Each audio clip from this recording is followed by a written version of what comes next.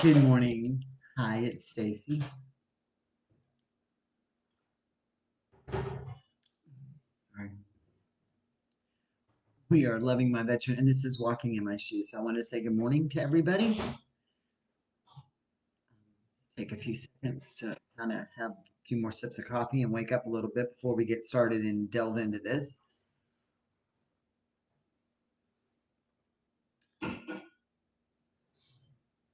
Hmm. Everybody needs coffee, and please pay attention to the mug because August it is coming.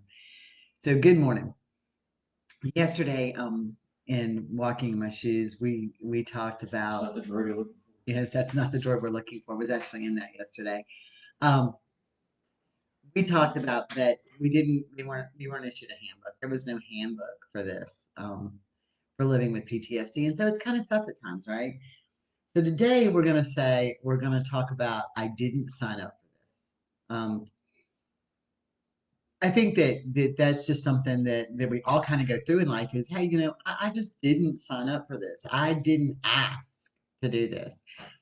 In military service, it's now total volunteer, and so they go in the maps and they sign a little dotted line and they pledge their life away for however long. And when we end up with our veterans, either before or after service or before or after the fact, especially if you were married before to them and then they went in and got PTSD as a result of their service, we didn't sign up for that. It isn't something that we just did.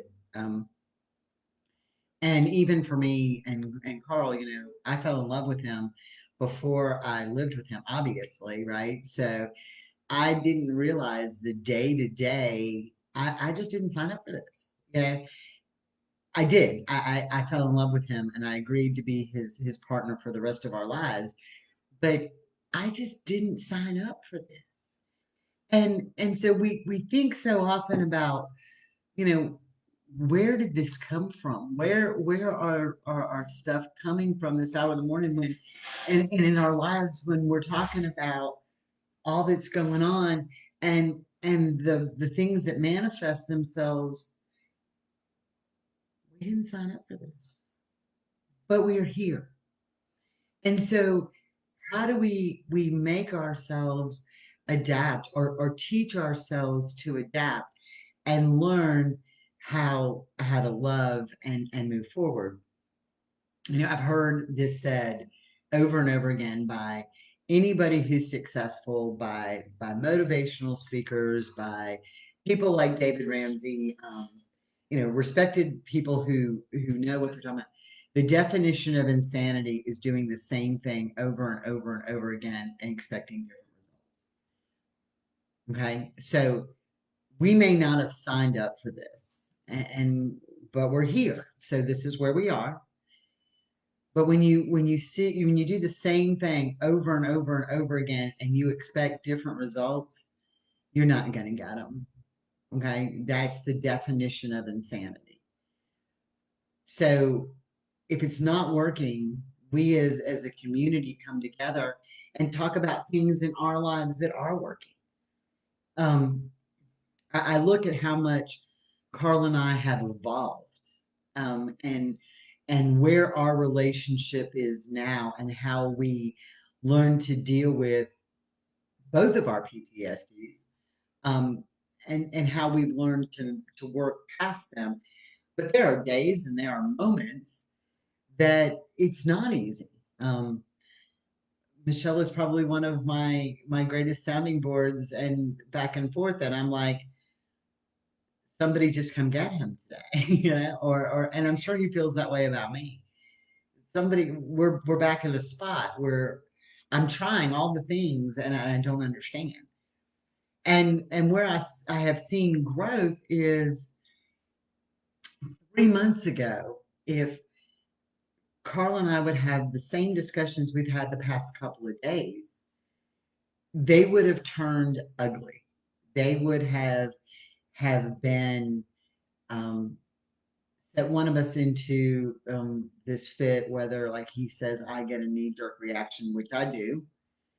Um, and yeah, Michelle, I want the aliens to come do a few checks every now and then. Just yeah, that's me. But I would get a knee jerk reaction. So I would react a certain way, or he would be a certain way, and we would butt heads. And so we never move forward in a positive manner. Well, we have really worked on and learned communication. So, why we have bad moments, because we all have them, all relationships have them. I am so excited about the victories that we share in learning to talk and learning to communicate about what's happened in our lives and how we are evolving to a better place. But no, we didn't sign up for this. We didn't sign up for the mood swings. We didn't sign up for some of the stuff that happens. And then let's talk last night. We talked with a young lady who was really frustrated. Um, so her and her spouse, they're the two of them. She has two little boys from a previous relationship, and then they have one together. Well, her veteran had a not so great relationship with his family prior to all of this, or why this was evolving. And her dad is really sick. So she wants to help her father.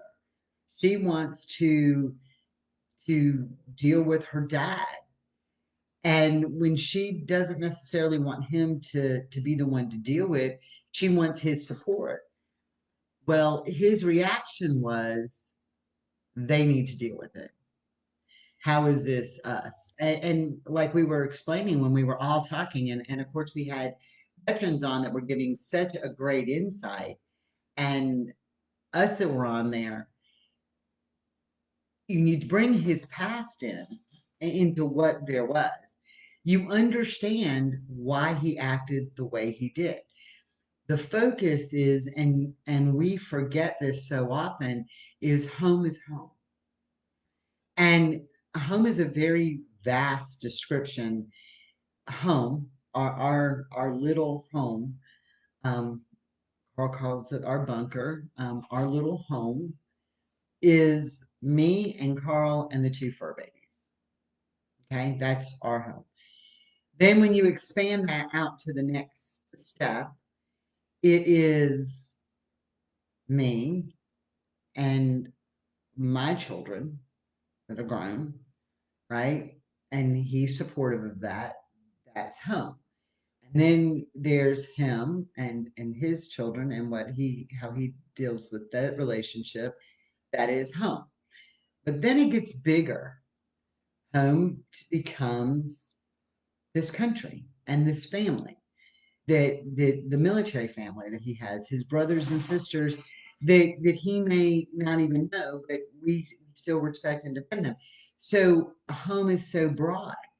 And so when we're talking about home for him, you have to realize, what level of home are we on? Are we in this bubble? Are we to this bubble? Are we to this bubble?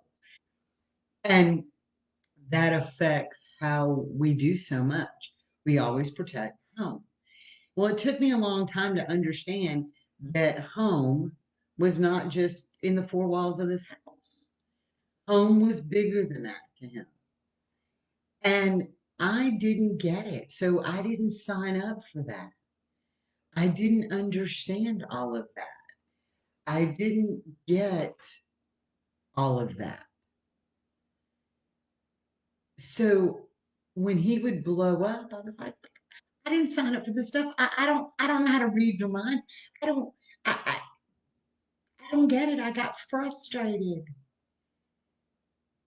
And so through communication, and it's taken us a long time. We can't communicate like I thought we could. When I tried that, we ended up in this situation that we were like this. So we changed that, and we've both made concessions to how we react, and that has made it better. Okay, so go back to them when they enlisted, right?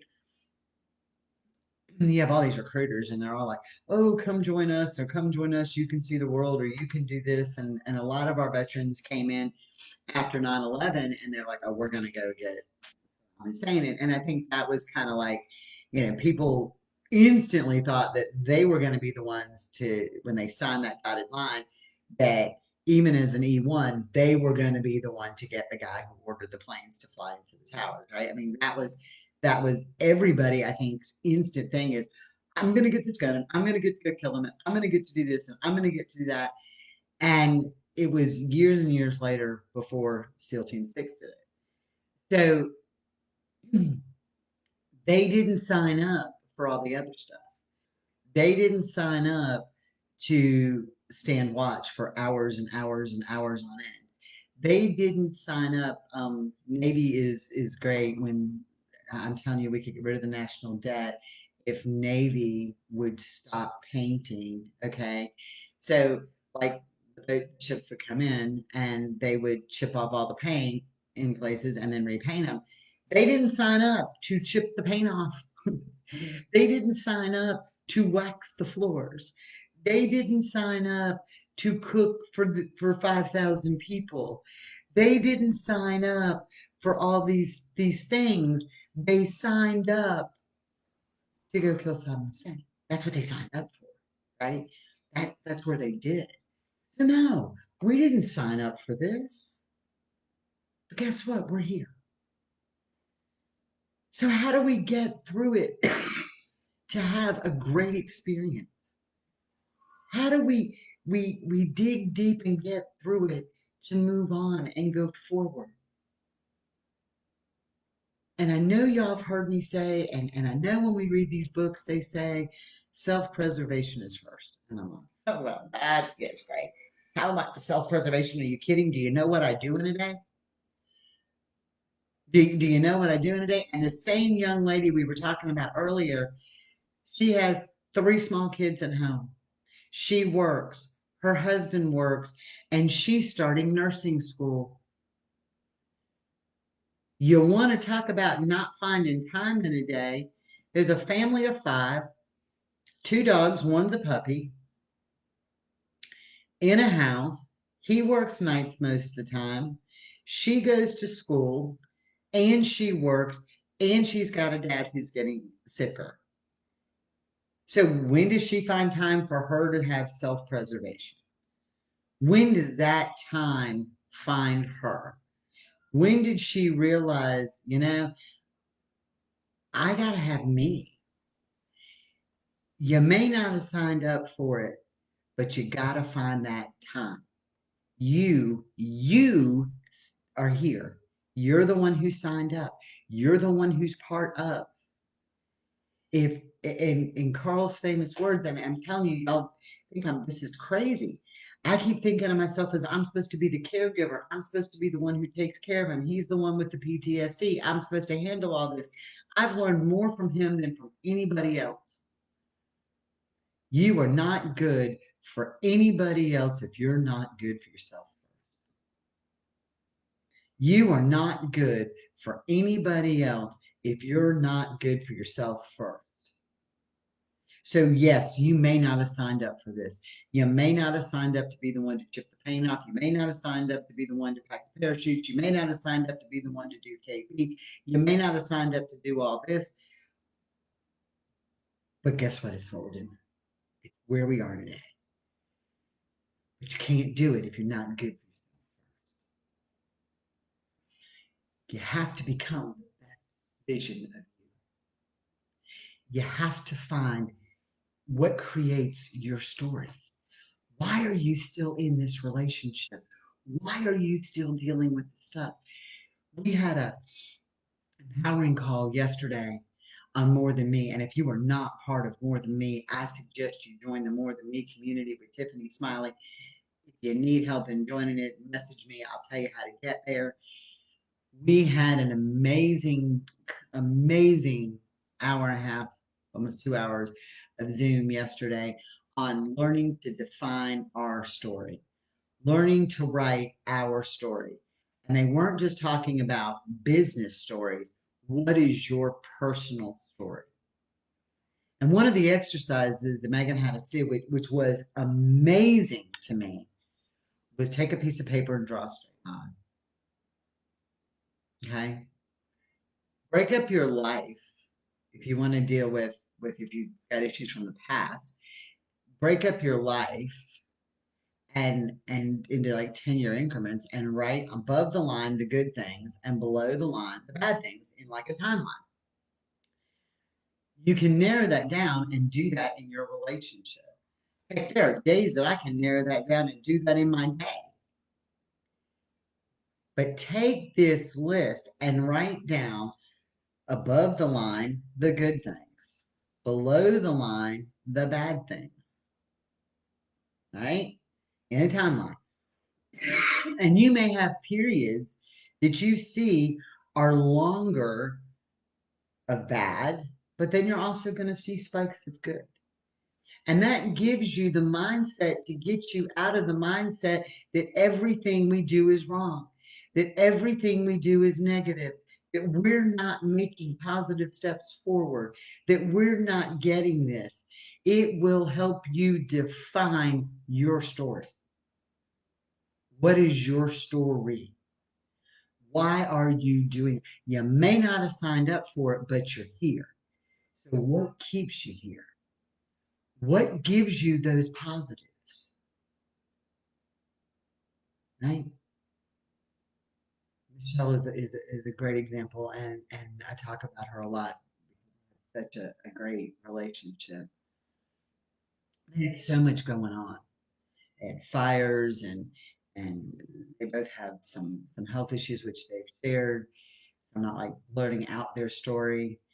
She was super, super, super frustrated with things, spouse, with her, with everything that was going on. And Michelle had a terrible fear of the fire. So her and Damon loaded up and they went to Estes Park, right? Estes, right there where the fires had burned around them. And that whole neighborhood, that whole area was in danger of being, at one time engulfed with the fires. And they were still close. One of the best pictures I've ever seen were of Michelle and Damon sitting in front of the fire at Estes. Okay. So among all this bad that was going on, among all the baggage that she had, among all the stuff and anxieties and fears and angers and frustration, if she drew out her timeline on the downside, she would write hospital. Okay. Then she'd write got help. Then she'd write group meetings kind of above the line. Then she would write below it, can't get them scheduled for 6 or 8 weeks, right? Then it would be found a solution, found a cause. Then it would be, I have to watch every day. Then on the downside, it would be the fires are approaching us. It's dark out here. The smoke is everywhere. Life is thick. And then there'd be a little spike going up that says, I ran to the Hobby Lobby for a few hours and I enjoyed myself. Then there would be, oh, more fires are coming, right? Then it would be, he's in a place, and they'd all be on the negative side. And then there would be an upline that says, I spent the day with my mom. And in that same day, with her mom and her kid, she got the alert that the fire had moved 10, is moving 100 acres an hour, 10 acres an hour, whatever it was. It was ridiculously fast. And they were put on a higher alert. So she had an hour drive back. So that now is on her downside from a minute of her upswing. Right. So she's got all this going on. And then on another upswing, she's going to go, went to Estes and had an amazing time. So her entire story and what she didn't sign up for is not full of negatives. It's got the upswings. All of our lives have the upswings. Y'all know that when I did all of this, when all of this happened to me, when I was told I couldn't be a paramedic, when I was told I was going to be sick and I had to be off of a truck, this is no secret. Everybody knows how depressed I got to the point I contemplated suicide on over 3 occasions. It defined me. I thought it was my definition of who I was. I signed up to be a paramedic. I didn't sign up for a liver disease. I didn't sign up for an autoimmune disease. I didn't sign up for that. What I signed up for was to be a paramedic. And all of a sudden, it was like, dude, you're not doing it anymore. But while I was a paramedic, I went and I treated this amazing man. There are some calls that just stand out more than ever. And it was so hot and his skin itched so bad. They had been called to him so many times, and we would post our ambulances would sit in different areas so we get better coverage. And we knew this homeless man was always right in this one parking lot, so we would post like one block away, so we didn't have to have him. All of us, not just me, all of us. We didn't have to have him come up and talk to us because he was dirty and had dreadlocks, and we didn't want to deal with it. So nobody posted there. The convenience stores didn't want him in there. The restaurants, the Burger King and all, didn't want him in. In fact, they said if he wanted food, because occasionally people would give him some change, he could walk through the drive-through, which they don't let you do anymore. So anyway, we get this call to this man and his skin itched, and the police are like, "I'm sorry, we're having to call you. He smells bad. It's just some stuff. His skin's with da da da da da." We put him in the truck, put him in the ambulance, and I start talking to him, right? And I finally listened to his story. The man who's living on the street, the man who doesn't have a home, the man who doesn't know where his children are, the man who his wife said, oh, he had PTSD and he was a danger, and everybody gave up on him. This same man. And when I called in the report to the hospital, I said, look, he's complaining of the skin itching. He's complaining of this. But y'all, he really needs a bath. So do me a favor, get me some towels, wash rags, and soap, and put him in the decon room, which is a shower. It runs hot water, but we use it if we would get under exposed to stuff where we can just wash off us and equipment and people or whatever. Put it in the decon room for me. And can y'all find him some clean clothes? His vital signs are stable. This is what I recommend. We got permission from the hospital to do that. I took the man into the decon room and I gave him a shower. The man had not had a shower.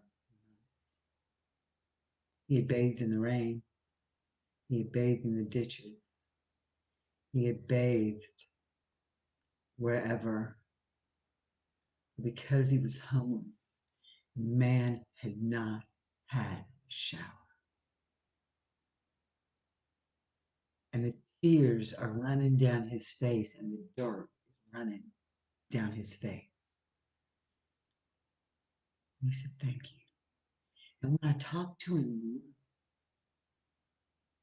this was a combat veteran who defended our country, who defended us, who saved lives. He was thrown out on the street. That moment, it changed something in me. And I knew that I had to start helping these veterans. So my plan was to help them on the streets of Savannah. And of course, then I got sick and was told you can't be on a truck anymore. And at that point, when I was at the lowest point in my life, Carl and Jeremy and I realized that we needed to do this. I needed to do this. This was where I was called to do. That is my story. That we all have those stories. The dirty man who smelled bad, that nobody wanted to help, became an inspiration.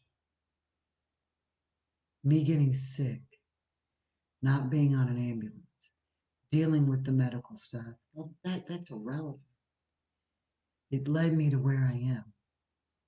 And I was sharing with Michelle and Carl and all the analytics analytics from all of the stuff that we do. And I cannot begin to thank y'all enough. Facebook has over 500 likes on the page and over 500 followers on the page. We're at 1,000 people. The Walking in My Shoes videos, between all the platforms that we post them back on, when we pulled the analytics yesterday, I about fell over.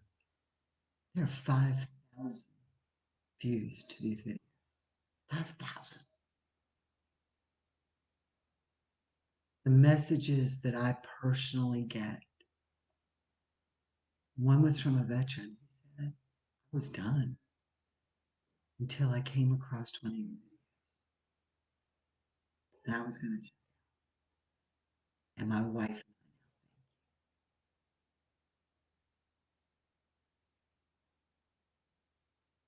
The Veteran Photo Challenge on Facebook, over 8,000 people.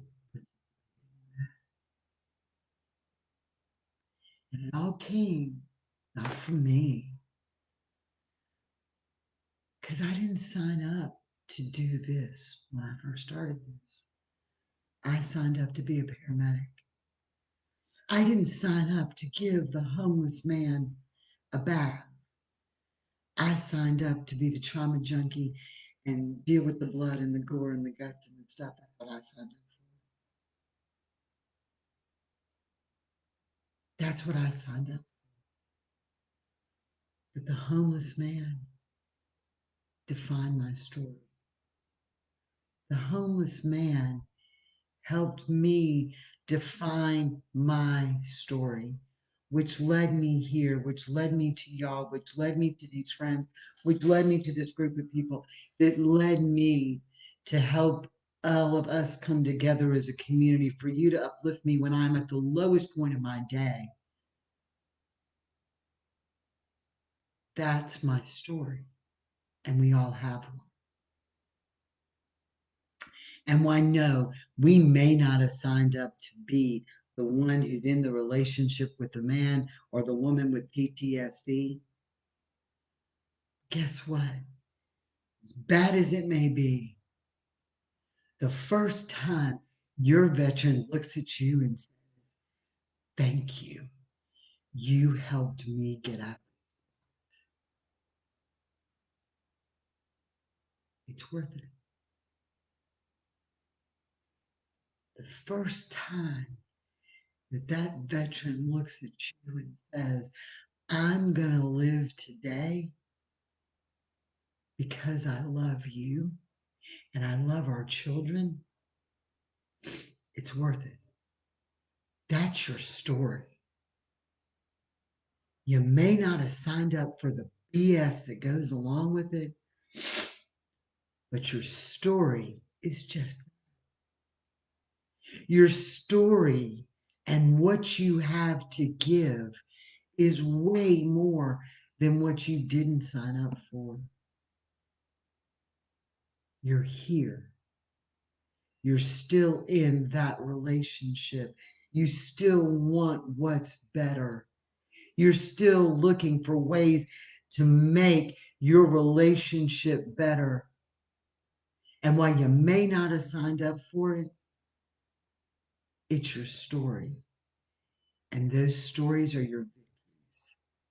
They're all the positive steps, the spikes up on your timeline that we learned yesterday. It's empowering. Look at the negatives, but then you look at the positives. That's your story. It's what you signed up for. Wasn't this, but it makes you who you are. It defines your victory. It leads you down the next path. So every single day that you survive all the stuff that comes into your life from PTSD and your normal family life and your kids crying and your doctor's appointments and your personal struggles, and trying to make sure that there's dinner, and trying to make sure you have clean clothes, and trying to make sure that you're passing school, and trying to make sure that you work, and trying to make sure you don't trigger him. Every day that you survive that is a victory. You know what? Every dinner doesn't have to be some gourmet thing. A sandwich that you still eat is a victory. Those are your those are your little battles. Nobody wins a war with one big battle. It's all the little battles that win the war. And that's what you do. And there's days that we retreat, and there's days that we move forward. But always look at your victory. Because while you may not have signed up for it, you're sticking it out. That makes you amazing. That makes you strong. That makes you big.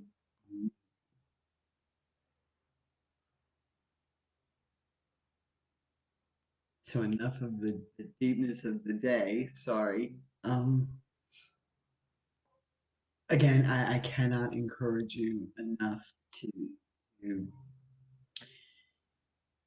to just take care of you, to take 5 minutes for you, to understand that you can walk not away from the relationship, but you can take your toys and walk out of your stand. Okay, you can take that minute to say, I'm done with this situation. Not done with the relationship. I'm done being an active role in this situation. Look for the good every day because there is good every day. And every day you have your little victories. And every day you meet your challenges. And every day you've. So, no, you may not have signed up for this, but you're doing amazing. That's what you have to remember. All right. So, positive note. Thank you for being part of this. Website is new, improved, whatever. It's updated. It looks way fresher than it did. Um, Join the group on the website as well. Again, we're going to try to cross promote the two back and forth. I know it may be a little challenging, but we never know what our tomorrows are going to bring. And if Facebook gets rid of the forum, we need to know where else we can go. I'm on Parlor. I will fix it so that Loving My Veteran is also on Parlor and Walking in My Shoes. Um, again, cannot thank you enough for where we have gone in this whole situation and what has happened, and how we're all growing and evolving together. You guys are simply amazing. Do not forget to mark your calendars for August. Literally, the PTSD, positive trumps suicide and depression, first of its kind. We are working on rates now to make it affordable for everybody. It will be in Orlando, Florida, and it will be a family event. We have great speakers lined up. We're working on some amazing entertainment as we go through with this and go forward with this. All the details will slowly be coming as we start signing the contracts. And cost to y'all. But um, right now, we have an amazing room rate, and we're getting sponsorships hopefully to cover all of that. So just it is worth every bit of it to be at this event. It will be like doing this with a whole bunch of other people who do this on a regular basis. The speakers, the motivation, people who have come back and just it will be so empowering. Veterans will be there, spouses, children will have it all. So y'all have a great day, a blessed weekend. I might pop on later today or tomorrow. Don't if you need us, reach out to us. Always reach out to somebody and get lots of help if you need it. We're all here for you. We are a community and we love you. Have a great day.